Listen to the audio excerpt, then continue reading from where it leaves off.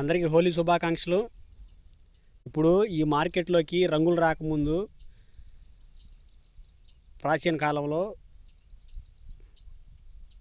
పాత రోజుల్లో మన పూర్వీకులు ఎక్కువగా నా వెనక కనిపిస్తుంది కదా చెట్టు, దీన్ని మోదుగు చెట్టు అంటారు. ఇది నాకు రెండు మూడు సంవత్సరాల క్రితం దాకా కూడా దీని పేరు నాకు తెలియదు, రీసెంట్గా తెలుసుకోవడం జరిగింది. అలాగే ప్రాచీన కాలంలో మన పూర్వీకులు ఈ చెట్టు పువ్వులు తీసుకొచ్చి ఈ హోలీ పండగకి వాటిని నలగొట్టి వాటిని నీళ్ళల్లో వేసి ఉడకబెట్టి దాంట్లోంచి వచ్చిన రసం ఉంటుంది కదా, ఆ రసంతో హోలీ జరుపుకునేవారు. ఈరోజు మీకు ఇది ఎలా తయారు చేస్తారు ఏంటనేది నేను ఒకసారి మీకు తయారు చేసి చూపించి పిల్లలతో హోలీ జరిపిస్తాను. ఒకసారి చూడండి. ఈ మోదుగు చెట్లు పూలు దగ్గరగా ఒక 2-3 రకాలు ఉంటాయి. ఒకటి పసుపు రంగులో ఉంటుంది, రెండోది ఆరెంజ్ రంగులో ఉంటుంది, ఇంకా పింక్ రంగులో కూడా ఉంటాయి. 2-3 రకాలు ఉంటాయి. అవి ప్రాంతాన్ని బట్టి కనిపిస్తూ ఉంటాయి. ఖచ్చితంగా ఈ వసంత సమయం వచ్చేటప్పటికి చెట్టుకి కాసిన పూలన్నీ కూడా కింద రాలిపోయి ఉంటాయి. చెట్టుని అయితే ఇబ్బంది పెట్టదలుచుకోలేదు, కింద పడ్డ పూలను మాత్రమే తీసుకెళ్తున్నాను. ఈ పువ్వులు ఏరుకునేటప్పుడు ప్రతి పువ్వును కూడా ఇట్లా విదిలించుకొని ఏరుకోవడం జరుగుతుంది. కారణం ఏంటో తెలిసిందా? అర్థం అవ్వలేదా? చెప్తాను వినండి. మన ధర్మం చెప్తుంది, ఏ ఒక్క జీవికి కూడా హాని కలిగించొద్దు వీలైనంత వరకు అని. అందుకే వీటిని విదిలిస్తున్నాను అనమాట.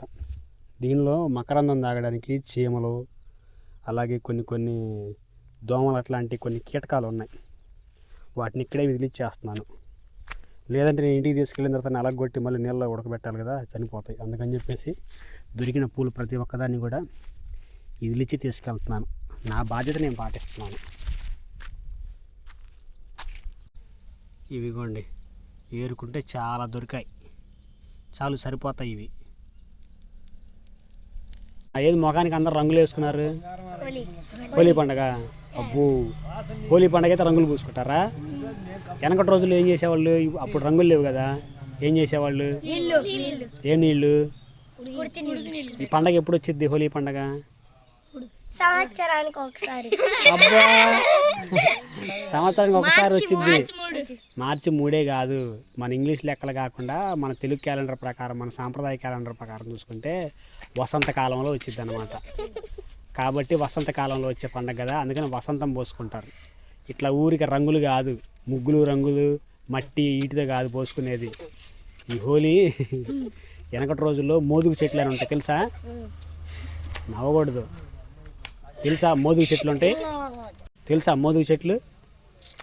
మనం ఉప్పలపాటు రోడ్డుకు పోతుంటే ఎర్ర పూలు పూసినాయి పెద్ద పెద్ద చెట్లు రోడ్లు అమ్ముతాయి, వాటిని మోదుగు చెట్లు అంటారు.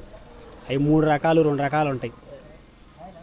ఒకటి ఆరెంజ్, ఒకటి పింక్ లేదంటే రెడ్, ఇంకొకటి ఎల్లో కలరు. ఇవి 2 లేదా 3 రంగులు ఉంటాయి అన్నమాట. వీటిని తీసుకొచ్చి ఆకులు కాదు పువ్వులను తీసుకొచ్చి దంచి అదే గుజ్జు, ఆ గుజ్జు నీళ్ళలో వేసి ఉడకబెట్టి ఆ వచ్చిన నీళ్ళు ఉన్నాయి చూసావా, రంగు నీళ్ళు, వాటితో వసంతం పోసుకునేవాళ్ళు. అవి కళ్ళల్లో పడ్డా, పొరపాటున తాగేసిన, చెవుల్లో పడ్డా ఏ విధమైనటువంటి ప్రమాదం ఉండదు. ఇప్పుడు మీరు ఈ రంగులు వేసుకుంటున్నారు, ఈ రంగులు కళ్ళల్లో పడితే ఏమైద్ది? కళ్ళు పోతాయిగా. మరి తెలిసి ఎందుకు పోసుకుంటున్నారు? తెగ ఎగురుతున్నారు.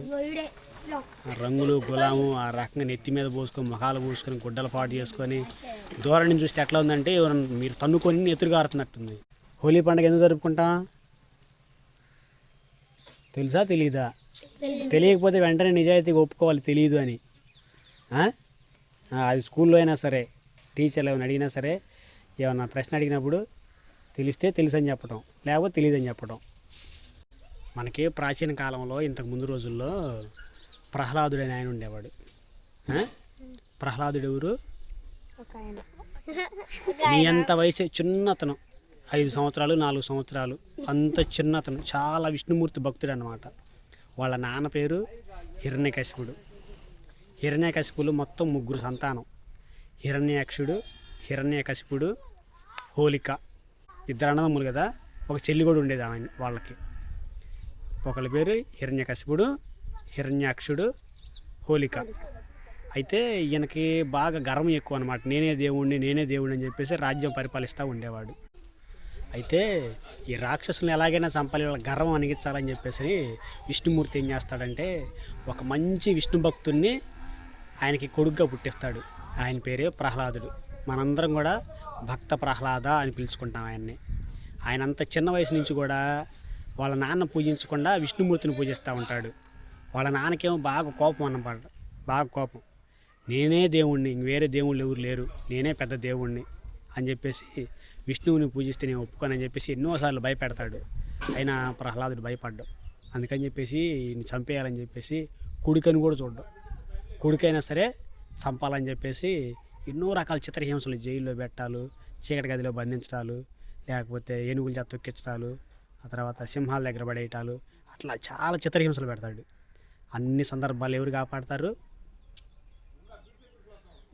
విష్ణుమూర్తి కాదు. ఎందుకంటే ఆయన భక్తుడు కదా ఇతను. దేవుడు ఎప్పుడు కూడా తన భక్తుల్ని కాపాడుకుంటూ ఉంటాడు, ఏ సందర్భంలో అయినా సరే. మంచి భక్తి అయితేనే అట్లాగే కాపాడుతూ ఉండేవాడు. ఎలాగైనా సరే చంపేయాలని చెప్పేసి కొండల మీద తీసుకెళ్ళి పడేయటం, నీళ్ళలో పడేయటం, కాల్ చేయడం చేస్తాడు. అయితే ఎన్నిసార్లు ఏం చేసినా చచ్చిపోవట్లేదని చెప్పేసి వాళ్ళ చెల్లికి ఒక ఆఫర్ ఇస్తాడనమాట. నువ్వు ప్రహ్లాదుని చంపు, నీకు ఒక బహుమతి ఇస్తానని చెప్పేసి చెప్తాడు. అయితే దానికి ఏం చేసిద్దంటే ఆమె సరేనని చెప్పి బాగా చాలా పెద్ద ఎత్తున పెద్ద మరిన్ని బండి కట్టెలు పెట్టి కింద నిప్పు పెట్టిద్ది. నిప్పు పెట్టి పైకి తీసుకెళ్ళి కూర్చోబెట్టుకుంటుంది అనమాట ఆయన్ని ఒళ్ళో, ప్రహ్లాదుని. ఆమె ధైర్యం ఏంది, మామూలు సాధారణ నిప్పు నన్ను కాల్చదని ధైర్యం అనమాట ఆమెకి. అప్పుడు ప్రహ్లాదుడు కాలితే మంట పుట్టితే లేచి పరిగెత్తాడని చెప్పేసి ఒళ్ళో కూర్చోబెట్టి గట్టిగా పట్టుకుంటుంది అనమాట, కౌగిలించుకొని పిల్లగాడిని. పిల్లగాడు బాగానే కూర్చుంటాడు ఒళ్ళో, ఆమె కాలిపోద్ది ఆ కట్టెలతో పాటు. కారణం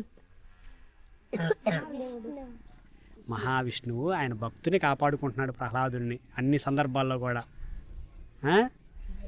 దైవాన్ని నమ్మితే దైవం మనల్ని వదిలిపెట్టదనమాట అట్లాగా. కాబట్టి వాళ్ళ అన్న ఇచ్చిన బహుమతి తీసుకుందామని చెప్పేసి చిన్నపిల్లగాడిని భక్తుని చంపుదామని చెప్పి ప్రయత్నిస్తే హోలిక ఆమె కాలిపోయింది కదా. అందుకని చెప్పేసి మంచి మీద చెడు ఓడిపోయింది, చెడు మీద మంచి గెలిచింది, అంతే కదా. అందుకని చెప్పేసి ఆ రోజుని హోలీగా జరుపుకుంటాం మనందరం. పూర్వం రోజుల్లో కూడా జరుపుకునేవాళ్ళు. ఈ రోజుల్లోనే రంగులు వచ్చినాయి. పూర్వం రోజుల్లో రంగులు లేవు కదా. వాళ్ళు ఏం చేసేవాళ్ళు అంటే ఇట్లా ఈ పేడ గేడ మట్టి నీళ్ళు బురద నీళ్ళు పోసుకోరు పైన మీలాగా. వాళ్ళు ఏం చేసేవాళ్ళు అంటే మోదుగు చెట్లు అని ఉంటాయి తెలుసుగా, మోదుగు చెట్లు. ఆ మోదుగు చెట్లు పూలు 3 రంగులు ఉంటాయి అన్నమాట. పింక్ రంగు ఒకటి, ఆరెంజ్ ఒకటి, రెడ్ ఒకటి, కాదు పసుపు రంగు ఒకటి, ఆరెంజ్ రంగు ఒకటి, ఎరుపు రంగు ఒకటి, ఈ 3 రంగులు ఉండేవి అన్నమాట. వాటిని పూలను ఏం చేస్తారు, ఈ వసంతకాలంలో ప్రతి చెట్టుకు కూడా మంచి కొత్త కొత్త ఇగురులు ఆకులు వచ్చి పూలు పోస్తాయి కదా. ఈ వసంతంలో జరుపుకుంటారనమాట. ఆ వసంతకాలంలో వచ్చే ఈ హోలీ పండుగని వసంతంతో పోసుకుంటారు. వసంతం అంటే ఏంటి, ఆ మోదుగు చెట్లు పూలు ఏమైతే ఉన్నాయో ఆ పూలను తీసుకొచ్చి వాటిని దంచి ఆ గుజ్జు ఉంటుంది కదా, గుజ్జుని నీళ్ళలో వేసి ఆ నీళ్ళు ఉడకబెడితే ఆ నీళ్ళు కూడా ఆ రంగు మారిపోతాయి అన్నమాట. దాన్ని వసంతం అంటారు. దాన్ని ఈ హోలీ పండుగ రోజు అందరూ పైన పోసుకుంటారు, అర్థమైందా. కాబట్టి సాంప్రదాయంగా వసంతం ఎలా జరుపుకోవాలనేది ఇందాక చెప్పాను కదా. ఇప్పుడు తీసుకొచ్చాను, పోయి పొలం వెళ్ళి మోదుగు పూలు తీసుకొచ్చా మీకోసమే. తెచ్చిన పూలని గుజ్జుగా దంచి మనం నీళ్ళలో కాగబెట్టుకొని మీకు ఇస్తాను, వసంతం పోసుకోండి, సరేనా. ఎవరు కూడా ఈకిలి చేష్టాలు చేయొద్దు, పద్ధతిగా జరుపుకోవాలి, సరేనా. అది మన ధర్మం కూడా అదే చెప్తుంది, సరేనా.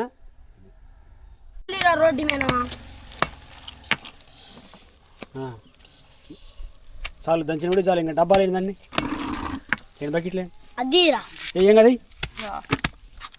శ్రీరామా నువ్వు కూడా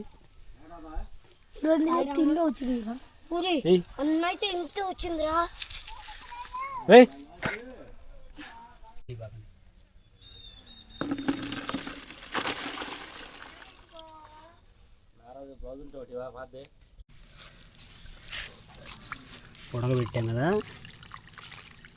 ఇవన్నీ మనకు అనవసరం లేని వేస్ట్. ఇది ఏ రంగుకి వచ్చిన నీళ్ళు, ఆరెంజ్ కలర్లోకి వచ్చినాయి.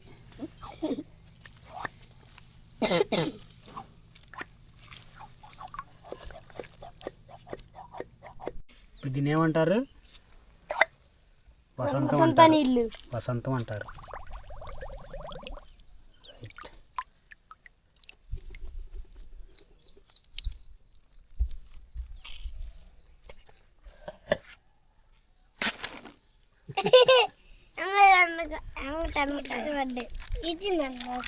మాకి బిస్కెట్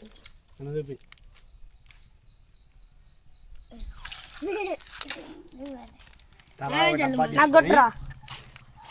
ఒక డబ్బా తీసుకొని తలా ఒక డబ్బా తీసుకొని ఇంటి మీద పోసుకోండి అంటే గిలిగిలిగా కాకుండా మంచిగా పోసుకోండి. ఒకరి మీద ఒకరు కాదు, మీరే పోసుకోండి.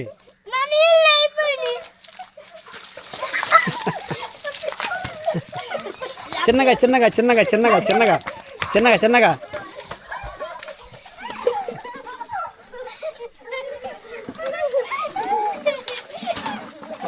పడతారు చిన్నగా. యువతలండి ఇంక అయిపోయినాయి.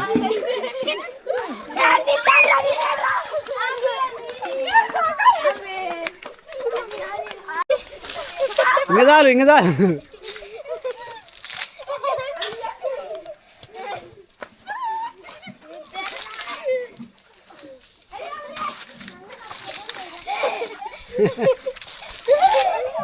ఇంక చాలు ఇంక చాలు. ఇంక అరుస్తారు ఇళ్ళల్లో, వద్దు ఇంక చాలు.